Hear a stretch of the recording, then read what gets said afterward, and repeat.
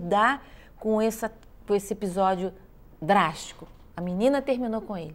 Se ele for uma criança que desde pequena ele aprendeu que às vezes as pessoas dizem não pra gente e a gente precisa lidar com isso, ele vai conseguir elaborar essa questão. Se ele não aprendeu isso, ele entra em desespero, ele pode ter uma depressão, ele pode fazer coisas contra ele mesmo. Então, são nas pequenas coisas do dia a dia, quando a criança já está na fase de adolescência, que você vai vendo se aquela criança teve limite ou não. Entendeu? Porque a vida está te dizendo não constantemente. Então, os primeiros anos são importantes para a pessoa poder depois até viver melhor a vida dele de adulta. Fundamental. Né? Ela aprende a se frustrar na infância para poder lidar com a frustração na vida adulta. Eu vou dizer uma coisa, assim, meu pai deu pra gente uma... Bastante não. Não, bastante rigorosa. Né? Não, e foi bom, né? Eu não Deu tenho, certo. O pessoal diz assim, porque isso me deixou frustrado, me deixou... Eu não tenho frustração nenhuma, não. Esse negócio de, é porque eu sou frustrado, porque não tive isso, porque não tive aquilo, porque fiquei de castigo, porque... Eu não tenho esses problemas, não. É que é muito mais razoável, assim, é muito mais...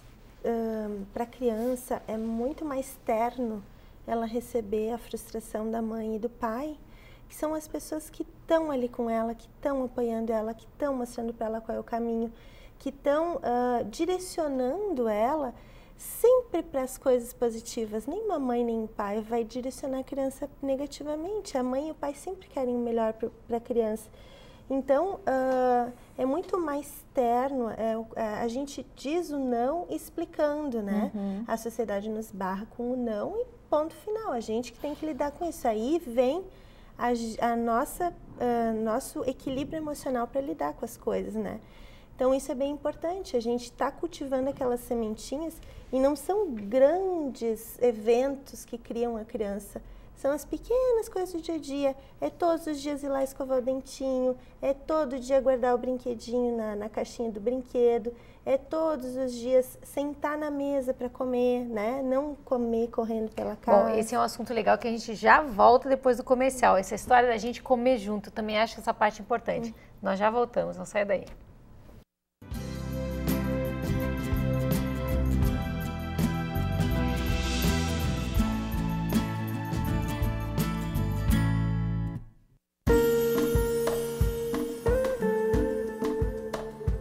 A cirurgia plástica é um instrumento para a busca da felicidade. Toda vez que nós temos uma maior harmonia entre corpo e mente, nós temos uma pessoa feliz. Pequenos defeitos que nós herdamos quando nascemos, como uma orelha de abano, um nariz adunco, uma mama que não tenha se desenvolvido de forma apropriada, assim como outros pequenos defeitos que vamos ganhando com o envelhecimento, rugas, sobras de pele, gorduras mal localizadas, são todos possíveis de serem melhorados pela cirurgia plástica. Importante lembrar, quando você quiser fazer uma cirurgia plástica, procure um médico que tenha 6 anos de medicina, 3 anos de cirurgia geral, mais 3 anos de cirurgia plástica, que seja reconhecido pela Sociedade Brasileira de Cirurgia Plástica e que seja reconhecido pelo Conselho Federal de Medicina.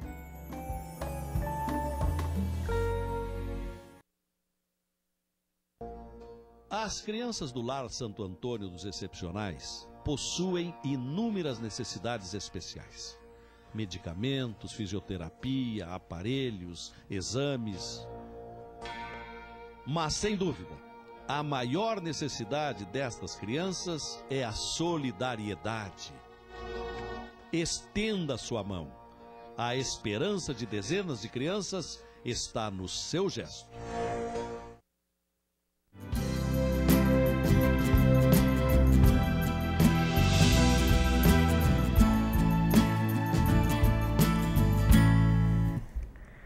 A Ana te cortou, Bruna, tu estava falando exatamente, acho que já daí com uma criança um pouquinho de mais idade, né?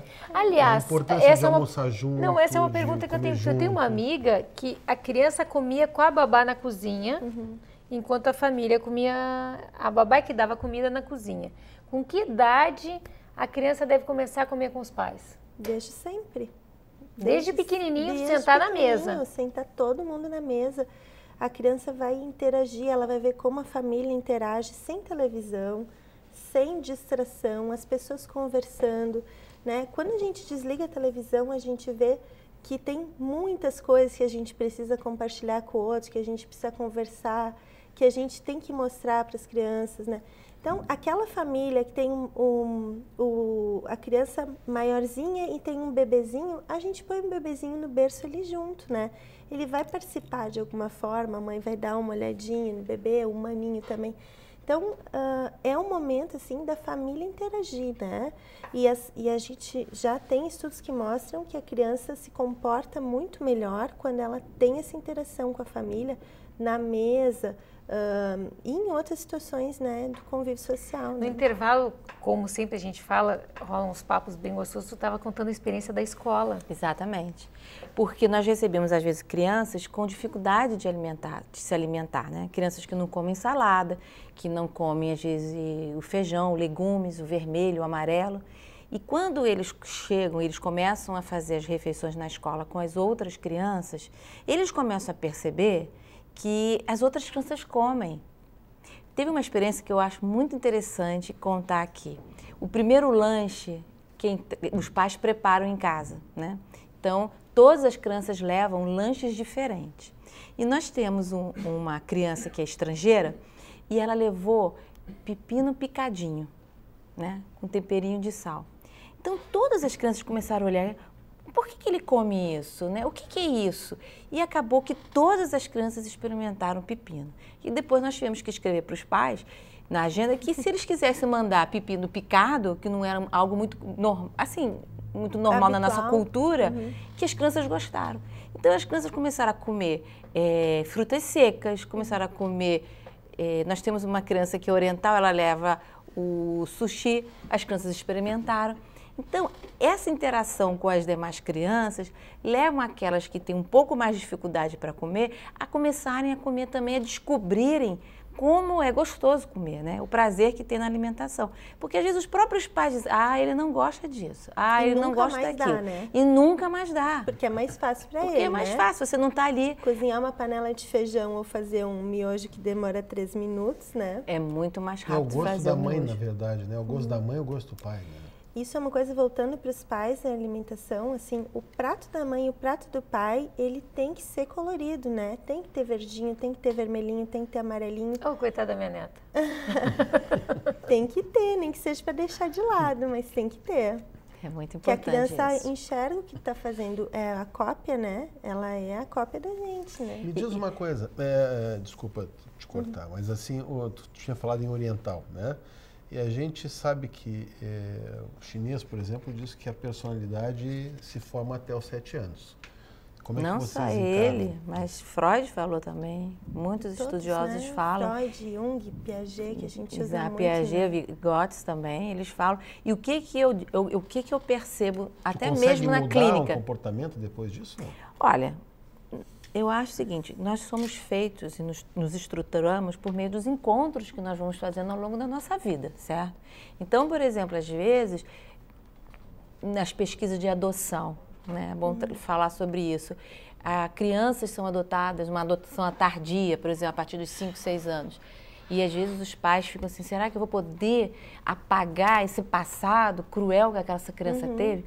Eu acho que não é só a questão de apagar, mas é uma questão de resiliência, né? Fazer com que a criança, de alguma forma, possa superar as dificuldades marcadas pela infância. A gente sempre pensa em apagar as coisas erradas que aconteceram. Na verdade, a gente tem que retornar essas coisas que aconteceram, esses traumas. E contar uma nova história. Isso, e reinterpretar para a criança. Nosso papel como pais é interpretar o mundo para as crianças, né? Reinterpretar isso, né? Entender o que aconteceu, aquela criança que foi abusada, aquela criança que foi maltratada, aquela criança que foi vendida, que foi doada, né? Então, resgatar isso, entender onde está o problema e reexplicar isso para a criança, né? Olha, tua mamãe e teu papai não conseguiam cuidar de ti, por isso eles te deram pra gente, a gente vai ser tua família agora.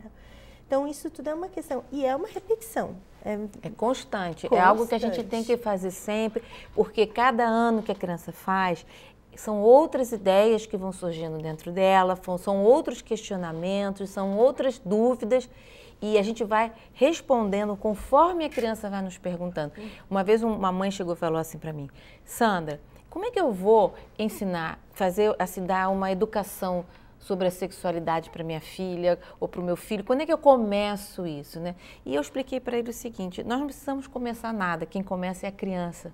Ela vem até você. Então tem um caso muito interessante de uma criança que chegou para a mãe e perguntou assim, mãe, o que é camisinha? Tinha 5 anos de idade. Aí a mãe falou assim, olha, camisinha é uma camisa pequena, aquelas bem pequenininhas, né? É uma camisinha, como tem um shortinho, como tem um vestidinho. E a criança ficou satisfeita com aquela resposta, porque a mãe sentiu que a criança só estava ouvindo falar sobre camisinha, mas que se ela fizesse aquele repertório de explicação, não ia receber de nada, porque a criança... Isso que ela queria não era saber, isso que a criança queria saber. Com o passar dos anos, a mãe ela voltou a perguntar, mãe, o que é camisinha? Mas não é aquela que é camisinha pequenininha, não. Aquela camisinha que eles falam, que os meninos usam. Aí a mãe já pôde explicar algo relacionado àquilo que a criança estava preparada para ouvir. Então, às vezes, a ansiedade dos pais, né, fazem com que os pais atropelem a criança, dando muitas informações desnecessárias. A gente tem que ter sensibilidade de perceber o que é necessário. Eu sempre falo assim, tenta interpretar, né, a pergunta da criança. Né, o choro da criança, desde que a criança é pequena. A gente pratica isso. A criança está chorando porque ela está com fome, porque ela está suja, porque ela está com dorzinha de barriga. É um processo que a gente vai aprendendo desde que a criança chega nas nossas mãos, desde que ela nasce. Interpretar até esse negócio de dor de barriga, né? Agora com as minhas netas, eu tenho sentido que é mais cansaço do que propriamente dor de barriga que os pais falam, né? A gente tem que diferenciar, né? Cai tudo no mesmo saco da cólica, né?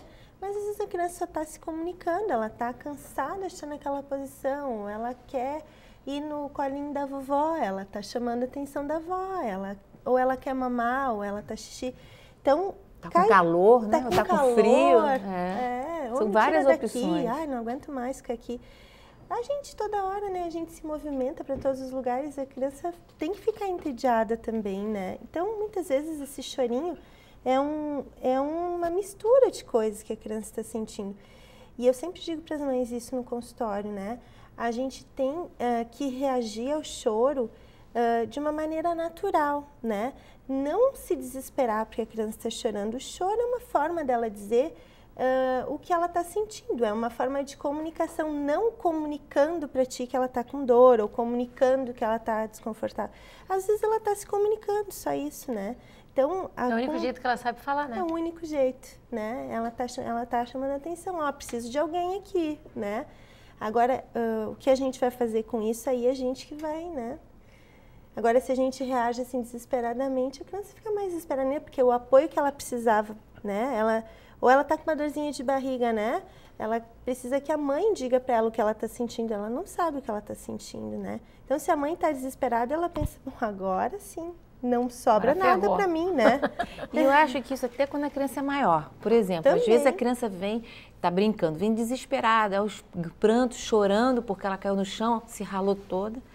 E o que a gente faz? A gente decodifica aquela angústia da criança. O que é decodificar aquela angústia da criança? Você chega para ela e fala assim, calma, o que aconteceu? Mesmo que ela esteja cheia de sangue porque ela se machucou no chão. E a criança fala, eu caí. Eu falei, então tá bom. A gente vai resolver o seu problema, mas não precisa ficar nervosa, né? Então vai, conversa com a criança, cuida da criança e depois explica, tá vendo? Faz parte cair. Para você poder aprender a andar de bicicleta, às vezes você cai. E aí você está ensinando nesse processo uma atitude na vida adulta. Às vezes você abre um negócio, um exemplo, não deu certo. Aquela experiência lá atrás da bicicleta que fez a criança cair e a mãe, de uma maneira, chegou para ela e falou assim, a vida é assim, para a gente andar de bicicleta, às vezes a gente precisa cair para poder aprender. Vai refletir na parte psíquica da criança. Então, quando ela sentir que aquela prova que ela fez, ela não conseguiu a nota que ela queria, ela também vai pensar, não, faz parte, eu não consegui a nota, mas eu vou tentar um pouco mais, na próxima vez eu consigo. Não vai desespero. Não vai entrar naquele desespero, achar que a vida acabou. Tudo vai. Por isso que a gente fala sobre a questão dos 6 anos, entendeu, Miguelito? A questão da criança aprender até os 7 anos. Porque são nessas atitudes bem significantes, né? No dia a dia da criança, você está tendo a oportunidade de estar educando a criança, ensinando para ela como vai ser a vida adulta. Infelizmente, nosso tempo está quase acabando, né? Mas e quando a criança bate nos pais? Que eu vi um programa lá nos Estados Unidos de criança que bate nos pais. Qual é a reação? Como é que pode se resolver essa situação?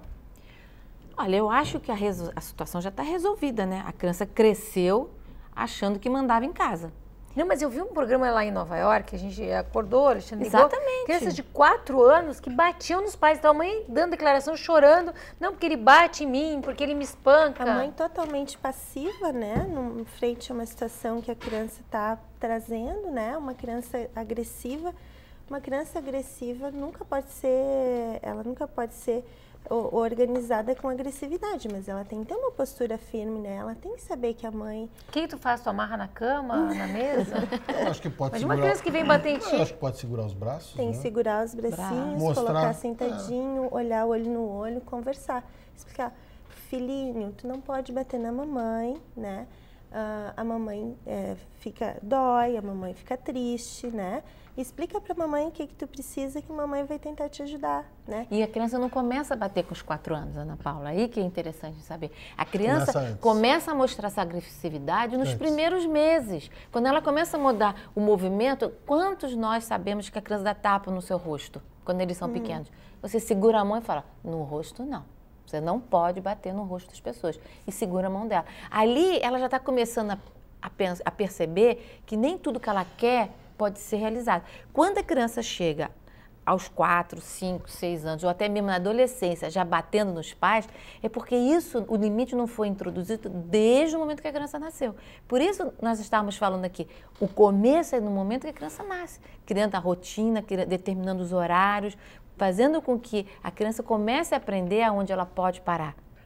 E aí a criança não vai bater nos pais aos 4 anos de idade. E se aos 3 anos estiver batendo, aos 4 anos estiver batendo, tem solução ainda? Tem, tu pega e mostra que tu tem mais força. Tem, claro que tem.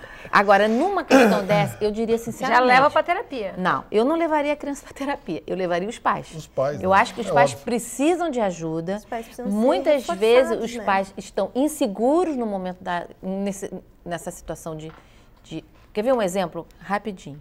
Hoje em dia, o índice de mulheres que trabalham fora é muito maior do que era há 20 anos atrás. O que acontece? A mulher passa o dia inteiro fora de casa. Aí, quando ela chega em casa, ela acha que tem que ser a mãe mais permissiva do mundo porque ela ficou longe do filho o dia todo. Está completamente errado. Ela tem que ser mãe. Mesmo que ela tenha que chegar depois do trabalho e botar a regra em casa, o limite em casa, porque é isso que a criança precisa. Ela não precisa da permissividade. Bom, nós queremos agradecer muito a presença da Bruna, da Sandra.